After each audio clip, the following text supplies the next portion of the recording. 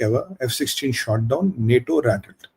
ये जो खबर आ रही है ये रशिया के, आप लोगों का बड़ा डिमांड था सुमित भाई, रशिया यूक्रेन हम कवर नहीं कर रहे, तो उस पर बात करिए। मैंने कहा चलो जी रशिया यूक्रेन पे, क्योंकि खबर ही अभी आई है। ये रशिया यूक्रेन का सबसे बड़ा अटैक है। रशिया ने जो किया यूक्रेन पे, इससे इतना बड़ा और इतना तीव्र अटैक आज तक कभी नहीं हुआ।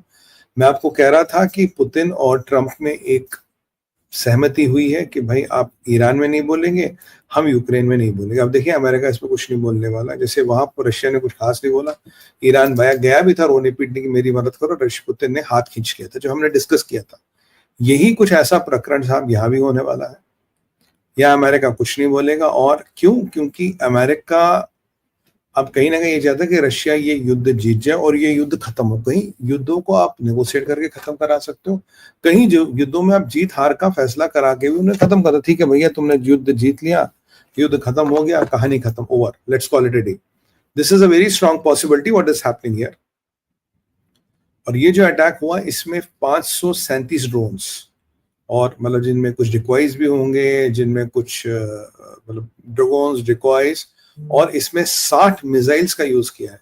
अब की बार ये बिल्कुल क्लियर है, इसमें हाइपरसोनिक किंजल मिसाइल का यूज किया गया है और सबसे बड़ा घातक अटैक किया है। बेसिकली ये ड्रोन्स आपने लैंड से लॉन्च किया, आपने सी से लैंड किए, लॉन्च किए।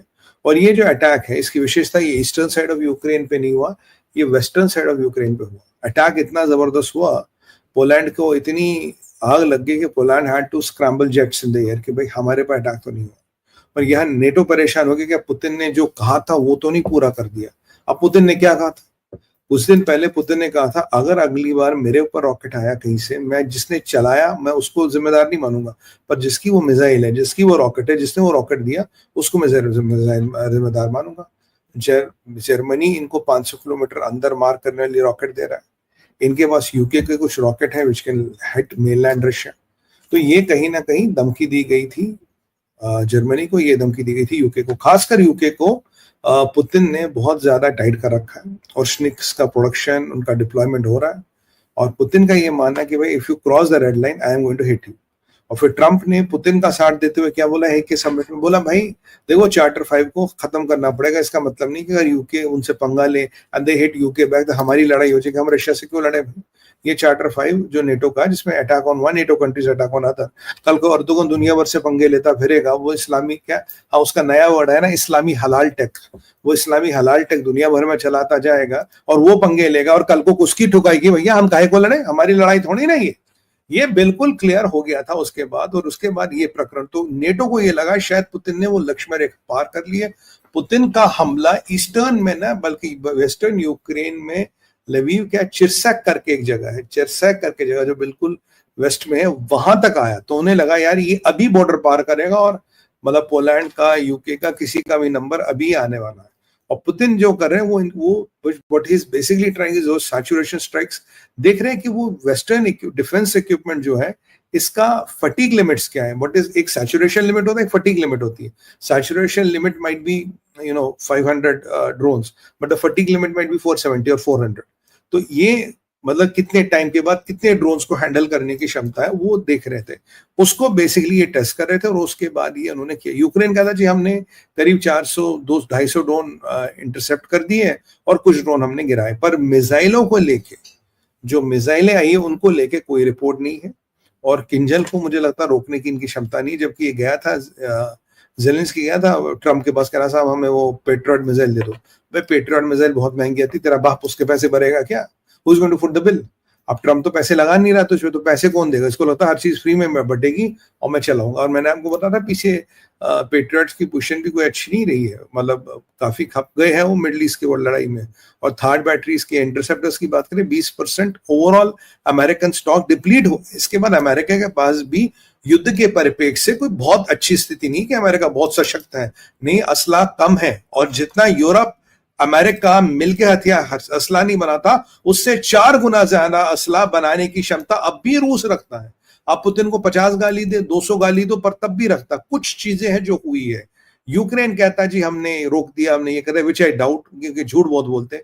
और एक बहुत इंपॉर्टेंट घटना हुई, एक F-16, हाँ ये F-16 जो यूक्रेनियों को बोला, F-16 गिरा है। F-16 का गिरना अमेरिका के लिए और लॉकहीड मार्टिन के लिए बहुत बड़ा बवाल है, क्योंकि अगर F-16 रशिया ने गिरा, रशिया तो मतलब अपने कॉलर यूं करेगा नहीं हमने F-16 गिरा दिया। वैसे हमारे अभिनंदन वर्धमान भाई ने भी गिराया था F-16, ऐसी बात नहीं है, 21 बाइसन में बैठ के, पर वहां पाकिस्तानी पायलट था, वो तो उसने तो घर में ही डिग्री छाप दी होगी ना, तो मौलवी साहब से लिखवा के लाया हो तुझे F-16 चलाना आता है। तो खैर वो तो आप जानते हैं पाकिस्तानियों की औकात कितनी। ये F-16 का गिरना कहीं ना कहीं ये अमेरिकन टेक पे एक बहुत बड़ा सवालिया निशान लगाता और रशियन टेक की एक जीत मानता। कल तक इक्वेशन अलग थी, कल तक अमेरिका कह रहा था भाई आपने ईरान को माल सप्लाई नहीं किया, वो तो चाइना के पास जा रहा, रशिया रिलायबल आर्म सप्लायर नहीं है। रशियन हथियार बुरे नहीं है, अमेरिकन हथियार बुरे नहीं है। हाँ मैं अमेरिकन बैशिंग नहीं करता, मैं रशियन सपोर्ट नहीं करता, ना रशियन सपोर्ट करता हूं ना अमेरिकन बैशिंग करता हूं, मैं ये नहीं करता। ये कुछ लोगों का काम यही है, पता नहीं तनख्वाह कौन देता, कौन कहां से उनको पैसे मिलते हैं सब करने के। खैर, पर ये है हमारे लिए कि भाई ना इनका हथियार बुरा ना उनके, हर एक के एडवांटेज डिसएडवांटेज, आप अपना प्रोस कॉन देखिए, जो आपको सूट करता है वो लीजिए। बट हाँ कि ये बुरा है और मैंने यूट्यूब पे कह के बोल दिया भाई अमेरिकन हथियार are useless, that is not happening. हाँ चाइना के हथियार बिल्कुल बेकार है, आपने ऑपरेशन सिंदूर में देख लिया जो मैं कह रहा था। और यार ये जो हमारे ट्रोल भाई, यार अपने ट्रोल, अगर ट्रोलिंग भी करनी कम से कम ट्रोल अकाउंट से तो मत करो ना, अकाउंटों में कुछ ढंग का नाम डालो। ट्रोल जैसे हो, ट्रोल जिसकी औकात है तो ट्रोल वाला नाम तो मत यूज करो ना, अच्छे नाम यूज करो यार, थोड़ा स्टैंडर्ड बढ़ाओ अपना है। और ये जो हमारे फ्रस्ट्रेटेड लोग हैं ना, जो जिनको गाजी क्या है क्या वो डेरा क्या, नहीं यार वो कौन सी बेसी अमेरिका, कौन सी बेसी पाकिस्तान की, वो नूर खान के नीचे जिनको एलियन का अड्डा मिला, जिनको नूर खान के नीचे अमेरिकन वेपन्स का डिपो मिला, कुछ ऐसे लोग हैं। अब ये भी ट्रोल बन के ऐसे काम करते हैं यार, कुछ तो शर्म करो। मतलब अब ट्रोलिंग वाले काम पे आ गए तुम ट्रोल। और कुछ कल मेरी एक टीम कह रही थी, कोई कह रहा था आज this question, as this question forward कर रहे थे, यार ऐसा हरकतें मत करो, अगर औकात नहीं है तो घर में बैठ जाओ। बाकी ट्रोलिंग करके ना तुम, ना तुम्हारा बाप, ना तुम्हारा दादा, ना तुम्हारे आने वाली 7 पुश्ते मेरा कुछ बिगाड़ लेगी, ठीक है? तो अपनी औकात में रहो बेटा। अगर मेरे हत्थे किसी दिन चढ़ गए ना, फिर मैं जितनी रही सही उतार दूंगा मैं पब्लिकली। याद रखना, मेरे हत्थे कोई चढ़ गया तो पब्लिकली नंगा कर दूंगा मैं। इनसे याद रखना, ये पंगे मत लेना मेरे से, जो कोई भी हो, जिसकी किसी भी कितनी औकात हो, सबकी औकात नापनी मुझे आती है। तो एनीवे, तो ये जो कहानियां चल रही थी, यहाँ चल रही थी, और हमारे व्यूअर्स के बीच में बताइए, भारत विचार के परिवार के बीच में, जहां जो दो तुम नौटंकी चला रहे हो, जहां वहीं वो मुन्नी का नाच चला और नौटंकी चला, भारत विचार में घुसने की आवश्यकता नहीं है। एनीवे, ये इंपॉर्टेंट एस्पेक्ट है F-16 का गिरना, क्योंकि अब ये बड़ी, जब F-16 गिरा तभी पोलैंड में नेटो के कैंपों में हड़कंप मच गई, उन्होंने जेट स्क्रैम्बल किए। जेट्स आए तो सही आसमान में, बट उन्होंने कुछ इंटरसेप्ट नहीं किया। जेट्स ने did not try to intercept the drones, नहीं जेट्स ने रशियंस को एंगेज करने की कोशिश की। और ये जो रशिया के शहर है, इनमें कहते हैं काफी नुकसान हुआ है, कुछ सिविलियंस की कैजुअलिटीज भी, कुछ बच्चों के मरने की खबर भी, विच इज अनफॉर्चुनेट। ये नहीं होना चाहिए था। पावर आउटेजेस है, डिस्ट्रक्शन है, इंफ्रास्ट्रक्चर जोन्स खत्म हो रहे हैं। और जो मैं आपको कह रहा था, पुतिन एक निर्णायक लड़ाई चाहते हैं और पुतिन इस लड़ाई को जीतना चाहते हो, तब तक वो लड़ाई करेंगे जब तक वो इस लड़ाई को जीतेंगे नहीं। And this is what Putin is exactly going to do. And यही, अब ये जो वेस्टर्न फ्लैंक पे अटैक हुआ, ये इसको एक अलार्मिंग चीज बनाता है, कि उन्हें लगता था रशिया की मार वहां तक नहीं है।